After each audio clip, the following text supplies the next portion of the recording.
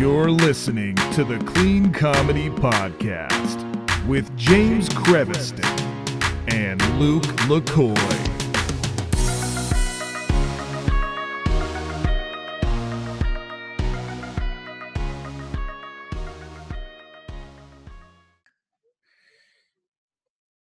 All right, here we go.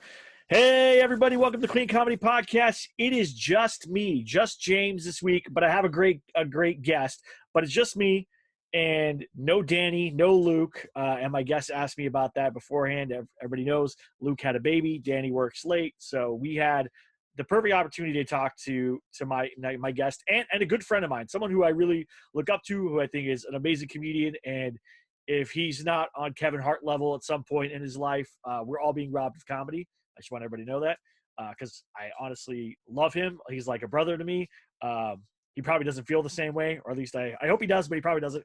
But please welcome the very talented, the very funny, the very usually humble, but will put me in my place, Mr. Paul Douglas Moomjean. Hi, what's your name again? I told you. I knew you would. He does see. No, Paul, thank you, James. This is wonderful. I think we've joked before. I have to be the guest that you've had on at least the most amount of hours. I think that's true, actually. Yeah. Right? Like that, I think, is a fact. I remember, I think I was the first 3-part episode you ever did. Mm-hmm. I remember we were recording it in your kitchen. Yeah, in my apartment. Yeah, back in the day. Yeah. That's true. What's great about Paul and I, like our relationship, is that we have had this comedy journey at the same time and just like kind of growing or whatever. And Paul's been a little bit ahead of me the whole time. And it's been amazing to see all the things that you've got to do. It just like really blew me away. And you recently just had your Dry Bar special release, which is amazing. It took about 3 years to get it on, but we finally got it going. It survived. VidAngel had that bankruptcy issue. Right. And that's not gossiping. I mean, that was emails sent out to subscribers. And then after that issue, then of course the pandemic. Mm-hmm. And the other thing too, and this is just interesting for people who are listening about how these specials get made. I was maybe one of the top 20 that they first made, right? Because Jenna Kim Jones recommended me. Yeah. We met at your show. You're responsible. And if they would have asked me to put a special thanks, I would have put you. Oh, but they own the video, so there was no place for me to put that. With that being said, when I did it about 3.5 years ago, I have since then. I have TV credits since then. I have better credits, better shows. I've done more headlining and featuring. But what they did is they went out and they got some top Christian comics. And they paid them some good money, which, these people have followings, to try to boost up everything. Now, here's, you read my newsletter, I believe. Yeah. The one for Flappers. Yeah. So the one that I wrote last was people were asking about how this process worked. And I said, for me, I feel so lucky that it took a while, because here's what happened. During the pandemic, they built up a stronger YouTube presence, a stronger Facebook presence. So now I have, within 48 hours of my clips dropping, each of them have over 50,000 views within 48 hours. Yep. And I'm going to say this, and this is where you talk about me being humble, but this is where I can be a little bit of a jerk. Come on, do it. I went back and I just prayed to God, please, God, don't let me be the lowest person on the totem pole. You're not. And, when it comes to the amount of views and shared, and I found a lot of other comics that I'm not the biggest fan of their attitudes, and I was like, well, at least I surpassed so and so, and then I could, and I just. But you know what? To me, what I love about it the most is that I'm now in this same category as our heroes. Yeah. Right. So Jeff Allen, Robert Keeley. The people that I saw growing up. Dwayne Perkins has 2 specials on there. I love Dwayne Perkins. So yeah. And knowing that I've worked with a lot of these comics, and that, it's nice. I actually did a show with Robert the other night, and I told Robert, I said, this is the last comic standing for this era of comics. when it comes to what a booker is looking for in a credit, the validation, all of those things. Yeah. So this is what's so exciting is that I now have 2 YouTube clips that are 5 minutes long that I could submit to any festival. And that's just going to say, oh, he has a dry bar clip, and they're going to give it better attention than they would have had it been anywhere else. Right. Yeah. And so that's a goal. That's an accomplishment. And so a lot of people are talking about, oh, well, what if you're going to make money off the clips? And I go, yes, but it may not be through dry bar. They have done more than enough for Paul Douglas Moomjean, for them to put me on their platform, for them to give me a 30-minute special, for them to retweet and re-Instagram my story and re-Facebook me and everything else. They paid me for the special. I could not be happier with how it turned out. The only thing, James, we were joking earlier, is how you were joking about how I look. And I've lost 55, 60 pounds since that special. Yeah, you're handsome. I always thought like, Paul and I are just slightly different a little bit, but now you're like a 10 and I'm like a 7. I feel bad about myself. You're making me feel bad about myself. It's the hair. That's I love it. I love the hair. For those who watch the YouTube clip, which I think your podcast gets a little better viewage than the YouTube, right? Yeah, it does. It does. Yeah. So no one's going to see this hair, but this will encourage people to go watch. Yeah. I've been writing some jokes about because I shaved the beard. Yeah. And I shaved my beard and I'm growing it back because I still think it's a good look for me for comedy. But I was telling people, I said, I looked in the mirror and I thought to myself, oh God, when did I turn into Newman from Seinfeld? and then that gets a laugh when I do it on stage, but then I'll talk about, I kind of look like what Matt Damon would look like if no one cared about it.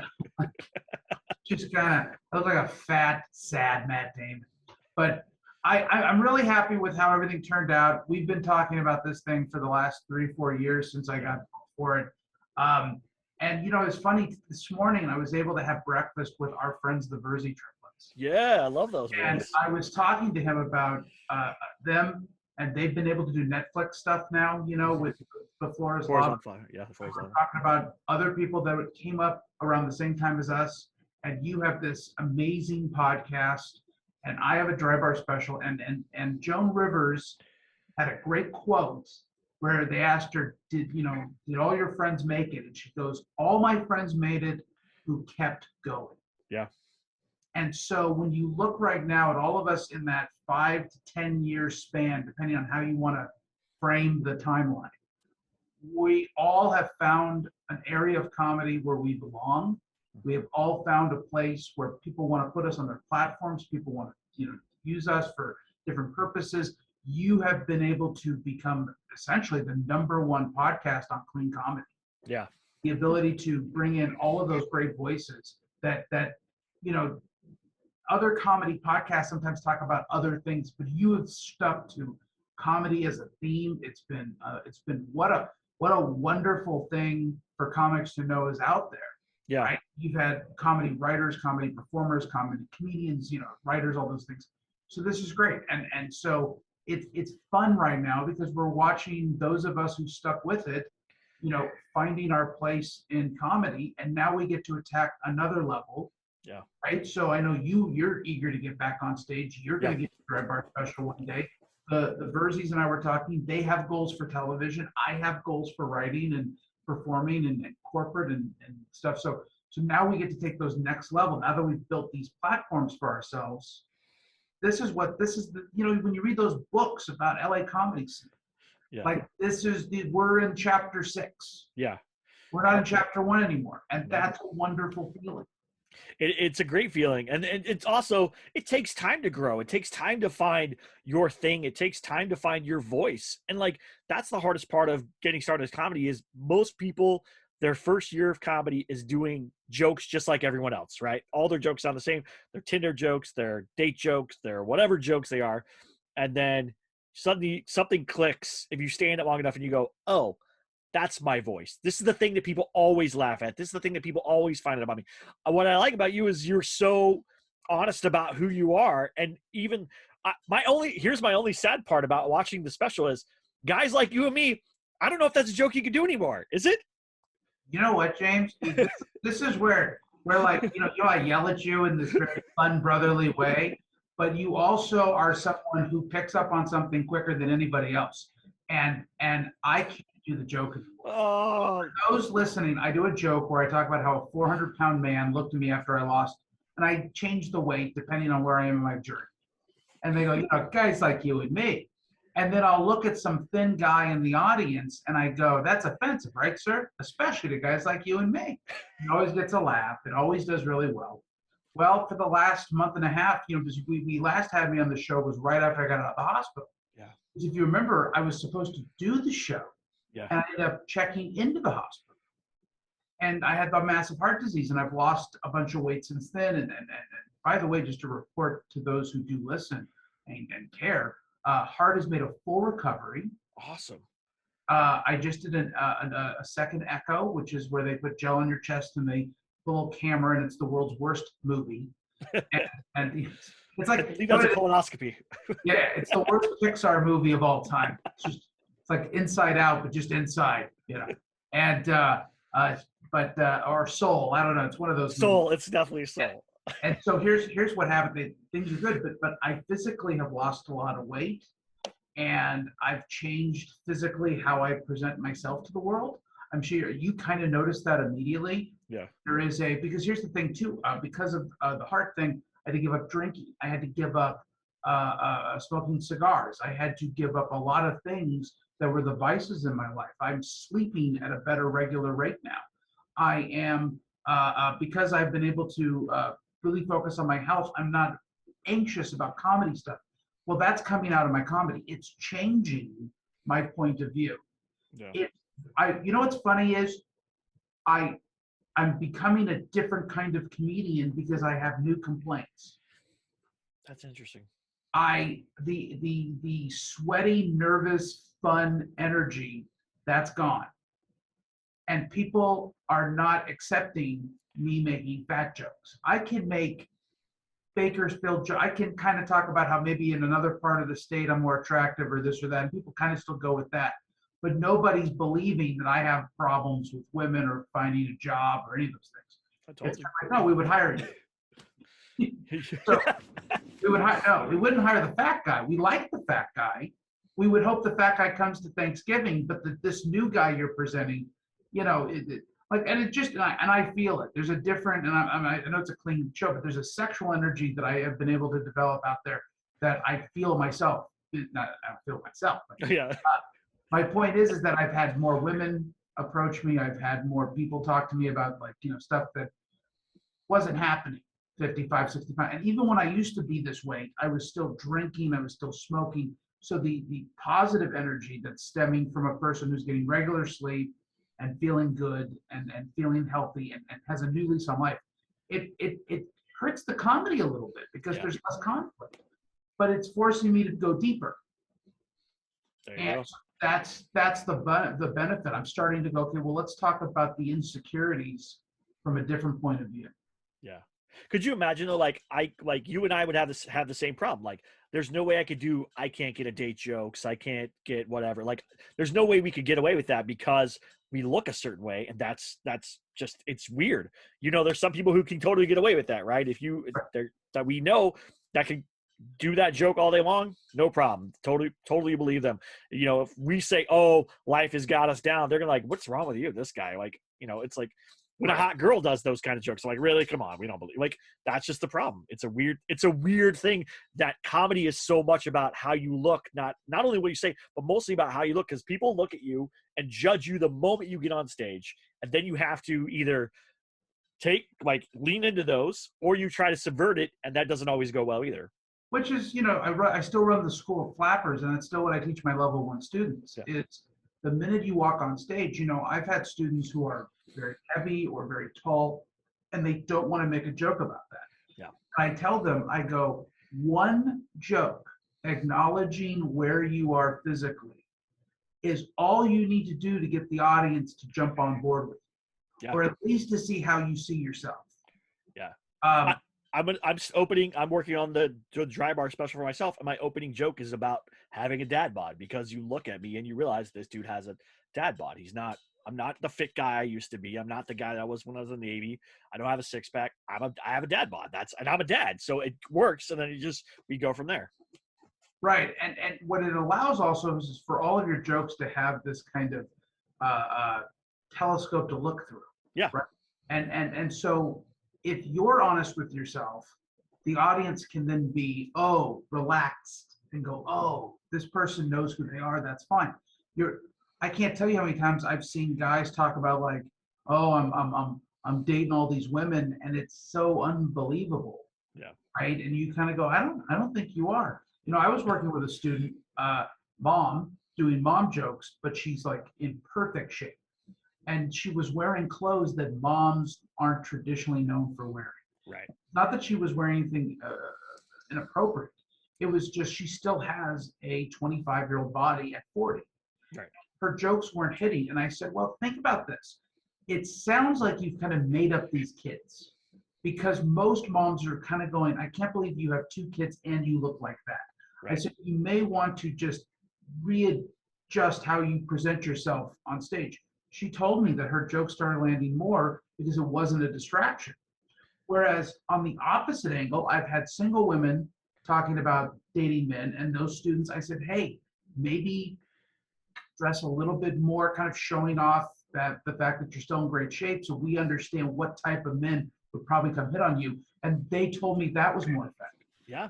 So as much as we don't want to believe that physically that's going to determine how jokes are going to work, that's not, if you watch a sitcom, what makes a sitcom work is when Kevin James makes a joke about how he's just as good looking as his wife, which is so false. Right. And so but if he looks like Tom Selleck and says that, it's not a joke, it's truth. Yeah. When he says it, but we have to be honest about what we look like, and we have to be honest, and we have to present ourselves the way we want the audience to see us. So, there's a couple new things that I'm doing clothes-wise. That's something that I'm tapping into. I'm wearing Muppet shirts, and I'm joking about the fact that I'm single and wearing a Muppet shirt, which once you wear a Muppet shirt at 40, people go, oh yeah, he's single. Yeah. Or he has kids, hopefully. But if he doesn't, he's definitely single. Right, yeah. Right, but he's at least single, or he's a dad. Yeah. And when I say I'm single, and people are kind of like, oh, come on, and I go, but they see the Muppet shirt, they go, oh, that makes sense. Yeah. Isn't that weird? Like, we always think, at least most people who think about comedy, they always think like, oh, I have to have these perfect jokes, and then people will laugh. But that's not even 90% of it. Like, a lot of it is what is not said, what is seen by you. Like, could you imagine if Jerry Seinfeld dressed like a slob and then did his jokes? They wouldn't land the same way. They would. No. That's why he wears a suit. That's why he dresses that way. If Chris Rock, in his early days, didn't have the leather jacket and strut the stage and talk the way he talked, like, he gave off the persona. Like, Chris Rock probably is not going to win a fight, but he gave off the persona like he could win a fight, right? Right. In fact, I would argue that Jerry Seinfeld dressing in a suit and complaining about the size of toothpaste makes sense. This is a person who is about efficiency. Yeah. And if he wore a flannel shirt and jeans and complain, it would be weird. He would look like someone who doesn't care about that stuff. Yeah. Right. So yes, the way we dress, the way we present ourselves, the physical fitness level. In fact, Dave Chappelle was recently on Joe Rogan, trying to defend himself a little bit, and he said that he had to stop lifting weights because it was getting ridiculous and it was causing confusion in his jokes. Yeah. So I think that there's a point there. Like, Dave Chappelle was willing to decrease his muscle mass to make his jokes more effective. Well, yeah, because when you first saw Dave Chappelle, when he was doing Chappelle Show, all that stuff back in the day, he looked like a skinny crackhead. He got away with that. That's his shtick. He's that skinny, weird-looking guy, right? And then he got jacked, and you're like, what is going on here? Why is he can't, we jokes from a dude that's 250 pounds of solid muscle. That's not going to work. You're not going to sell that joke. No. And it's a different set of complaints that are believable now. Yeah. So now he complains about money, and he complains about your family, and he complains about being a star and whatever. Like, okay, now we get it. We 100% are on board with that. What, right, wrong, otherwise, whatever people think about it. But those are the things he complain about. If he's talking about, like, man, I can't find weed today, you're like, really? You can't? Come on, dude. Like, people probably give it to you every day. you know. Yes, people probably do. I think when you reach a certain level of fame, you never have to pay for a drug ever. Right. Yeah. And sorry to anybody not offending you by drugs, but I'm just saying, like, if you think about different comedians, that'd be the same thing for Joe Rogan saying the same thing. But we know who he is too. He recognizes I'm a giant ape, right? That's all. That's his shtick. A right? 5'5" giant ape. Yeah. I mean, but he still knocked my head off. I met him once. I met him once at the Improv. He wouldn't know me, but we were walking by, and I thought, I think I'm an inch and a half taller. And I was so proud of myself. It was my greatest accomplishment in comedy, is being an inch and a half taller than Joe Rogan. I saw Vin Diesel in real life one time and realized how short he was. And I was like, really? That's the guy that everybody's scared of? Like, I'm not scared of him anymore. Not The Rock, according to the trade papers. Yeah, The Rock's definitely not scared of him. But I would be scared of The Rock. Although I feel like The Rock would, like, bear hug you and then break your ribs on accident. You know what I'm saying? I wouldn't be, but that's because The Rock's stunt double is an old family friend of mine. Oh, wow, okay. Tanawai Reed, who just won the Hollywood Reporter Stunt Man of the Year. Awesome. We've been working with him for the last, 15 years or so, at least since The Rundown, I think. So I've known that caliber of people for a long time, of the large size Samoan men, and but also The Rock wouldn't scare me the same way because The Rock is so cool. Yeah. Right? Like, you almost feel like you could go to The Rock and get a picture, and he feels like he's having fun. Yeah, that's true. And that's what I like about The Rock, too, is that he's that kind of guy. I just feel like The Rock is so strong that, like, he doesn't realize how strong he is sometimes. So, like, he might hug you, and then when he does it, when he lets go, you're like, I got to go to the chiropractor now. You know, like, and it was a soft hug, too. It was like the bro hug, but still. I'm gonna throw a kink in your armor there. As a professional wrestler, he has to know. That's true. Right? So, like, he's a professional hugger. Yeah. Because that's what professional wrestling is. It's a lot of hugging. Yeah. I mean, it's violent hugging. There's a lot of punching to the face in the hugging. Yeah. That's true. I love that, and I think that's the biggest thing that comedians forget about is or they go on stage and go, I can wear whatever I want and then talk about whatever I want. It's like, yes and no, right? That should be the goal. That is right what we want to do. But there's a persona that everybody comes to. You prejudge every person you meet the moment you see them before a word comes out of their mouth. And then when they say something, you judge them again, right? You might see somebody be like, that guy looks stupid. And then he says something and he's the most intelligent person in the world. They're like, well, I'm an idiot. You know, like that, right. That everyone does that. And so that's the same thing with comedy. I wonder how much of your set you have had to remove because of the changes in your life, and then how much new material have you written since then? Like, what's kind of the ratios there? Well, so the jokes that don't hit as much are just the fat jokes. Okay. But all the single stuff, when I talk about dating different age groups, since I'm kind of talking about the personality types of how women change over the years, that's a truth regardless of how handsome the date is, the man. The two closing bits for the special, the one about me going to Arizona, I think still works regardless of what I look like. And I haven't done that in a long time. It was fun to get to watch that again with a live audience and watch how that played out. And then the bit that actually was the thing that kind of propelled me into for a while I was doing really well in festivals and doing really well in contest, about the bit about the guy who asked if I have Down syndrome. Yeah. That's not going to hit anymore. Yeah, I was going to say, it's not going to work. So I can't do that. But at the time when I was 270 pounds and my earlobes were attached to the bottom of my neck, yes, you get to ask that question in the comment section of an online show, and then I get to now play in that, kind of comedy world. Today that wouldn't work. Nobody would ask that question. Yeah. So really, ironically, my closing bit, the one that was winning me multiple comedy contests. I mean, I made money off that bit, real money.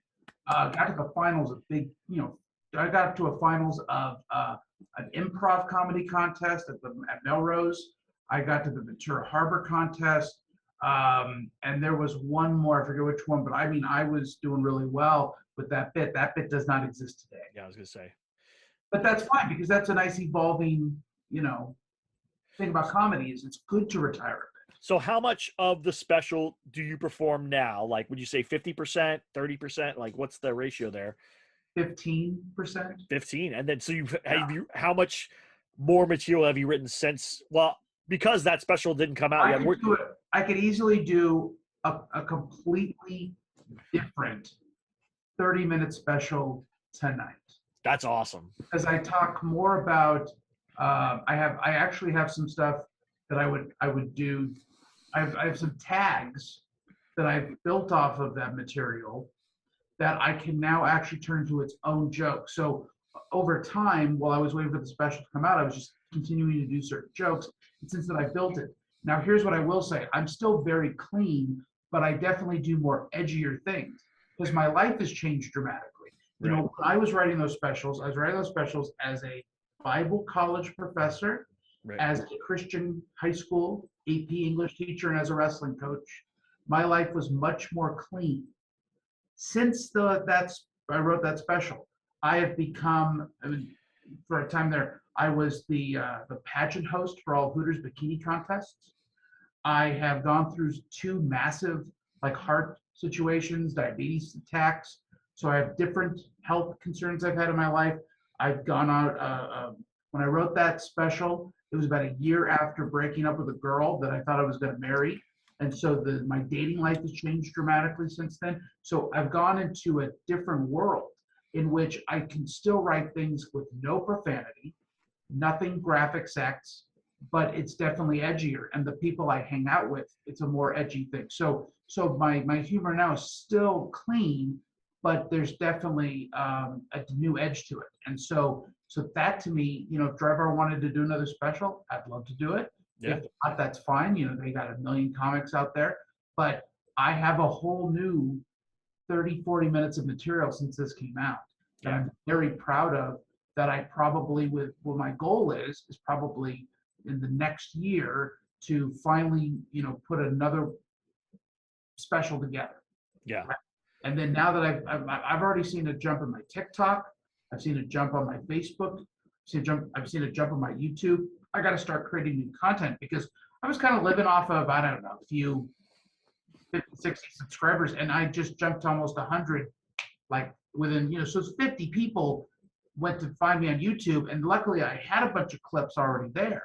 Yeah. I got to start producing some new stuff. I got to, so now that's my job now is the December is to start beefing that up now that I have new people, and then hopefully they're sharing that. And there's the joy of Dry Bar is hopefully people are going, oh, I follow this comic from Dry Bar, you should follow him too. Yeah. Yeah. And that's the truth is you gotta have content. That's what I love about having, my YouTube, I think YouTube is less than 1,000 subscribers on mine, but that's okay. It's like, all right, someday when stuff starts popping, they'll have plenty of stuff to watch. I'm not going to be upset about it. So we'll be good. But you're also doing really well within the non-visual portion of the podcast.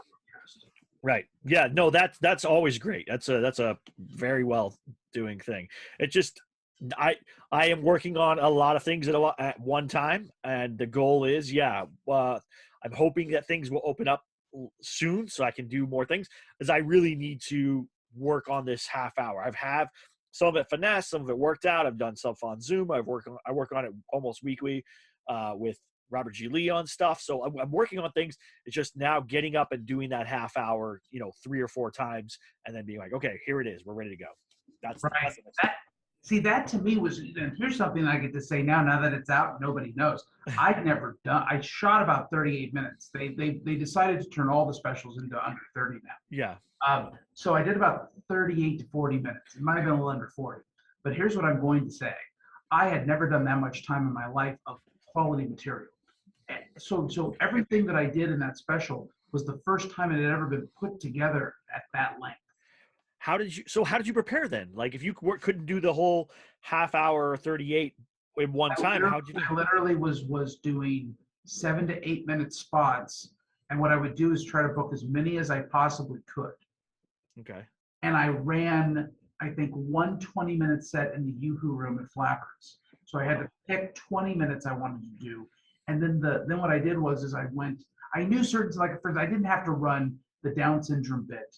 Right. Because I had done that so much, I just knew that I was going to close with that. So it didn't matter. Okay. Now, some people would have said, but how do you know that was going to work with everything else you were doing? Right. Because here's why. Everything else I was doing, I would do a pocket of that, and then I would do Down syndrome to close out all my shows. So I always wanted, so I always knew that everything always worked well with it. Okay, that's smart. Right? But here's the other thing too, is I was a natural public speaker. I mean, I used to do presentations for people who were coming out of jail and out of prison through this PAC program when I used to be a marketing director for a for-profit technology school at ITT Tech. I talk about it in the special. So I would go and do these big presentations and motivational speeches and different things. So the idea of doing 30, 40 minutes didn't scare me. I've done that many times in my life. I've had chapels. I've taught in churches. So doing all that is easy. But I had to get all of the material down so that I knew how long each one was. So if I knew I was going to do, dating 20-year-olds to 40-year-olds, I knew that I was going to have to do something on current jobs. I was going to have to do something on old jobs. So then putting it all together, that was a risk. And I will say that the first tape we did was not as good as the second one. Whereas the person I did my special with, they had 2 comics that night, his first one just hit like nobody's business, and the second one was a little bit more spotty. And so we kind of reversed our success that night. So it's not that more practice necessarily makes it better. More practice just lets you know what may or may not connect, Gotcha. or at least the order of things. And so when you watch the special, it kind of is the story of Paul. Yeah. It kind of moves through my life, right? So that's kind of what I did there, is I decided that was the easiest way for me to do the 40, because I'm a storyteller. Yeah. And I'm a natural storyteller. And I love telling people about wrestling. I love telling people about my jobs. I love calling my friends, my family, and saying, this is what happened to me today. And that's so that naturally worked with how I chose to do that special.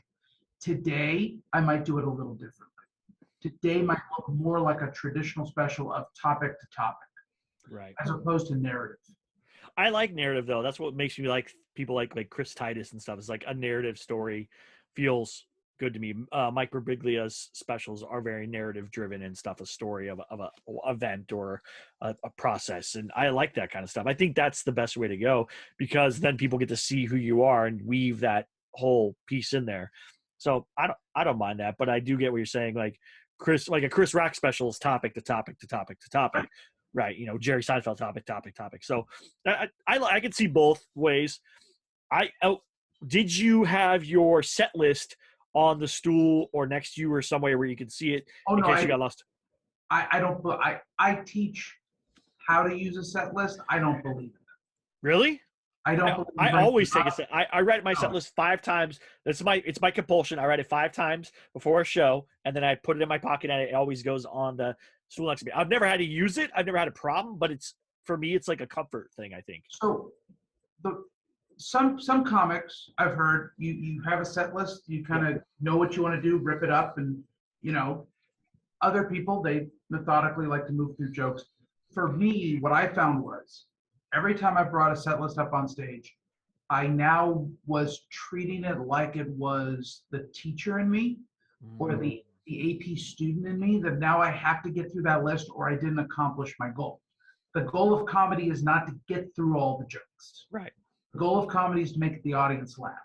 So what a set list can do to me, this is why I don't like it, is if I thought I'm going to write 1 or 2 jokes about what happened at the supermarket, right? And how they treated me at the supermarket, and I'm going to talk about how mad I am about the supermarket.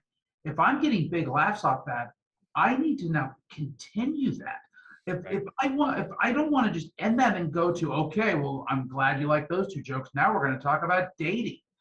Okay. I would rather, when I do a show and I'm trying something new, I like to think to myself, let's go and explore all the places we can if this is connected. If it's not, I got to throw it out.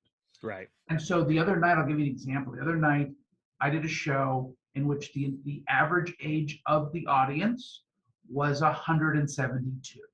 Wow. Yeah. So 200-year-olds in there? There were 300-year-olds in there. I did one Bumble joke, then I had to explain what Bumble was, then I realized it's time to move on. So so when you're working with a crowd that is just, at some point as the comedian, if I go by the set list, I have 10 more jokes about Bumble. Well, I didn't know what the audience was going to be. And to be perfectly honest, I don't like judging an audience up front and going, old people don't. For all I know, these people are all on Bumble and it's all Bumble dates. How do I know? I mean, Bumble could go up to 100 years old. So I give them the benefit that they are engaging in the culture until I find out they're not. Right. That makes sense. Find out they're not, then I have to go, okay, you know what they're going to like? They're really going to like about at least the dating stories that didn't go well, but they're not going to like anything about when I'm joking about what I do on Bumble or the type of women I'm matching with. Right. But I mean, for the special though, wouldn't having a set list be beneficial because you've already the time frame on that, so it's kind of like helps you plan it out. There's nothing in front of me. Okay. Yeah, I don't like the crutch. I don't like that. I don't want to look at it and then ask myself, did I do everything I was supposed to do? Right. Because comedy is still in the moment. Yeah. So as much as we have, like, again, it would be irresponsible for me not to know that I'm moving from this topic to this topic to this topic. But if by some chance I throw something out psychologically in the moment, it could just be I realize that's not going to click tonight. Yeah, that makes sense. Yeah, but that's why it's important not to do one. Like I was only a few years into comedy when I recorded this special. Most people should be 7-8 years in, where at least they have things in their head. The other night it was funny. I was connecting, but I wasn't connecting completely. And so I decided to do a really old bit that just came into my head about horror movies. And it just killed, and they just loved it. And the old men in the back were clapping, and the young people were clapping, and everybody just loved it. And so somehow, with no plan of doing that bit, as I sat there talking to them about movies, I went, let me do the horror bits. Let me talk. Now, I would have loved to have done that one in the special, but I wrote that one like 3 months after I filmed it. Right. Yeah. So I actually can't do my serial killer bit in the special. I've already talked to somebody about it, so that's not gonna fly. I wish I could. Do what? My serial killer bit. Yeah. No, the Mormons are not fans of serial killers. No, they're not. Never mind. I'm not gonna go there. Never mind. Keep going. But had I in that moment when I was the other night, had I gone, no, I have a set list, I wouldn't have had that Halloween horror film joke come out. And that's a good 2-3 minutes that they really enjoyed. So in the moment of being on the stand-up stage, I could read the audience well enough to go, these people don't want to hear about my other problems. Right. Sometimes they do want to hear about your problems. And sometimes they want to hear about the way you see the world. And it's your job as a comic that as you begin, you should have a couple of opening jokes that should be a good barometer of how the audience is going to respond to it. Yeah. I think that's a mistake that a lot of comics make is they go, no, I have all these jokes that I want to do. I wrote all these jokes. And you go, well, that's great, but then go be a sitcom writer where the script is forced. Yeah. Because there's a laughing sign, and you can go back and you can pepper in a laughing track, and you can do all the things to fix. But in real life, there's no laughing track. Yep. In real life, you're up there on the stage, vulnerable. And if you can't make that switch, then that booker, those other comics are not going to want you to be on their next show. Yep, exactly. Because they're going to go, this guy doesn't read the room. Yeah, that's true. And yeah, there's a lot of times where I've had some of my best sets where, I had the set list, but then I riffed because something was funny. And I just kept riffing on that. And then it was like, oh, now I have a new tag. Now I have a new punchline. Now I have a new whatever for this bit. And it's grown from there. So I get that. I would just be so nervous to do, because I filmed a thing it's like for a reality TV show that's going to do like stand-up comedian type thing. I got paid to go do it a couple months ago, and I literally wrote out my set list 5 times, and then I took it up there, and I was nervous. Like I'd done a bunch of Zoom shows, I'd done a bunch of like a live show app things and like whatever, but I hadn't been on stage, and for some reason waiting, I was like 4th or 5th, I think, going up. Waiting, I got more and more nervous. I'm like, why am I doing this again? What's going on here? And then I got on stage and went away. I said the first joke, the first line, the setup and punchline, boom, everyone laughed. And I was like, oh, we're here. Let's go. And like having the set list, like, I don't know, gave me that comfort of like, okay, I know what I'm going to talk about. And it went really well. I was very happy with how it went. They were happy with how it went. The crowd loved it. I was like, okay. And I got off stage and I was like, oh my gosh, I can still do this. Like, I'm okay. It was a terrifying moment. Yeah. Not that you should be equally nervous at a certain point in your career, right? But you should always be a little nervous. You should always be a little anxious. You should always be a little excited. And, I coached wrestling for years. And one day I'm going to write a book. I will. I don't know when. I'm going to write a book called Everything I Learned in Life I Learned from Coaching Wrestling. That's a good book. And it's a great title, I think. Yeah. Everything I learned in life I learned from coaching wrestling. And I would apply it to the different areas of my life, whether it be marketing, running the schools, education, life, dating, everything. And what I learned was any athlete who's not a little bit nervous before the match always lost in the first 30 seconds. Interesting. Because they didn't care. And I remember there was a guy that I coached that really bothered me because he would just be like sitting down and be like, hey, man, let's warm up. And I would be like, no, let's warm up. Let's get ready. Let's, you excited for this at all? He's like, I don't really care if I win or lose. I really don't care anymore. And then he thought that by not caring, it would present him with the ability to like beat the guy out of some type of odd, apathy victory. and he would just what he would do is he would grab the guy's head, he'd grab his arm, he'd try to throw him to his back, get rolled to his own back, and then get pinned every time. Yeah. But I had another wrestler who won a CIF championship who was not a great athlete. And he was so nervous. And I remember always telling him right before every match, we've beaten better than this guy, which we had had. And 90% of the guys weren't as good as the guys he beat before. So he always reminded himself, oh, that's right. But it was that nervousness that provided him with enough fear to take on the challenge. Yep. So I think as an athlete or as a performer, you have to have that same energy on some level. Yep. Because also I think when you see a comedian not caring or not trying, it's because if there's no risk in the actual performance, they're not going to give it their all. Yeah. And it's probably a skill I learned when I did MMA too. I played baseball, football, whatever. But MMA was a time where I would get nervous. I was like, these other people are training in the same skill that can kill other human beings just like me.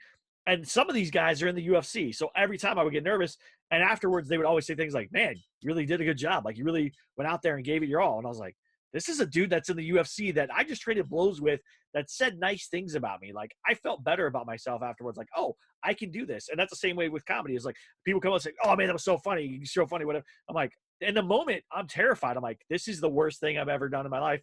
Why am I doing this? But I think you're right. The fear. And even Tom Papa said to me, like, if you're not a little bit nervous when you go on stage, you're doing something wrong, because you should have a little bit of fear. Like, and then you said the same thing. It's like that little bit of fear is enough to get you there. Like, okay.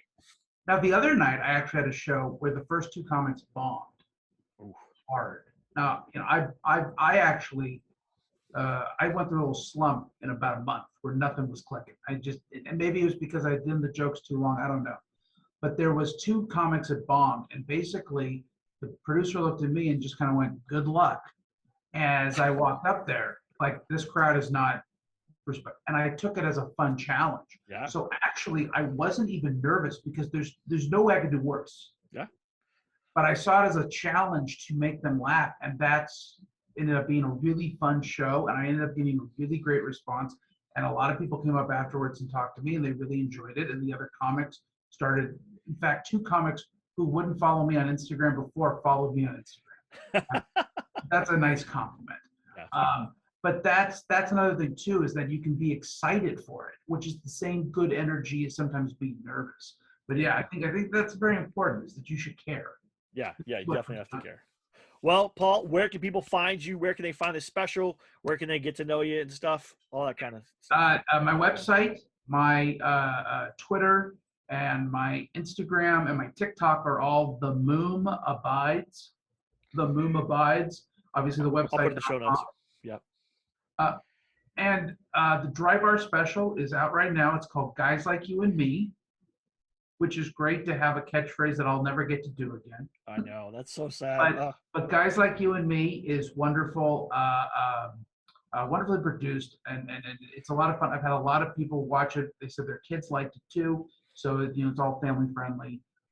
But yeah, Dry Bar. It's on the app and it's on the website. Yeah. So you just go to drybarcomedy.com or Drybar Comedy app, and you can just download. It's a trial run. You can use the promo code Paul Moomjean.